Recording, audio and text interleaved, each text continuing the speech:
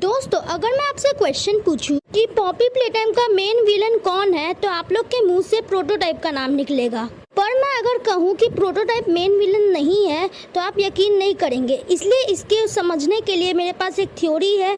तो time waste नहीं करते हैं, आते हैं थ्योरी पे। हॉरर गेम दो तरह के होते हैं। सबसे पहले हम पहला तरीका जानेंगे। पहले तरीके में यह होता है कि विलेन बहुत कमजोर होता है और आखिरी में ही मेन विलेन बन जाता है, क्योंकि वह अपने आप को अपग्रेड करता रहता है। उसी में एक और आता है, उसमें हमें यह लगता है कि यह कैरेक्टर कभी भी मेन विलेन नहीं बनेगा, क्योंकि डेवलपर्स ऐसे ही दिखाते हैं, पर लास्ट में जाके वो मेन विलेन बन जाता है। अब आते हैं दूसरे तरीके के हॉरर गेम के ऊपर। उसमें हमें यह दिखाया जाता है कि किसी एक स्पेसिफिक कैरेक्टर, एग्जाम्पल ले रहते हैं प्रोटोटाइप, उसे डेवलपर्स ऐसे दिखाते हैं कि वही आगे के चैप्टर का मेन विलेन बनेगा, पर ऐसा नहीं होता है, क्योंकि वो कैरेक्टर आगे जाने के पहले ही टपक जाता है मेन प्रोटैगनिस्ट के हाथों। एक और रीजन हो सकता है कि किसी स्पेसिफिक कैरेक्टर को मेन विलेन दर्शाने के लिए डेवलपर्स एक ऐसा एक्शन दिखाते हैं जिससे वह स्पेसिफिक कैरेक्टर मेन विलेन जैसा लगने लगे,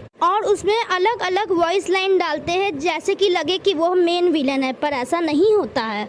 अगर आपने ध्यान दिया होगा कि प्रोटोटाइप भी ऐसा ही वर्ड्स बोलता है, और डेवलपर्स का उसको हिडन रखने का यही रीजन हो सकता है कि वह लास्ट में हमें शॉक्ड कर दे।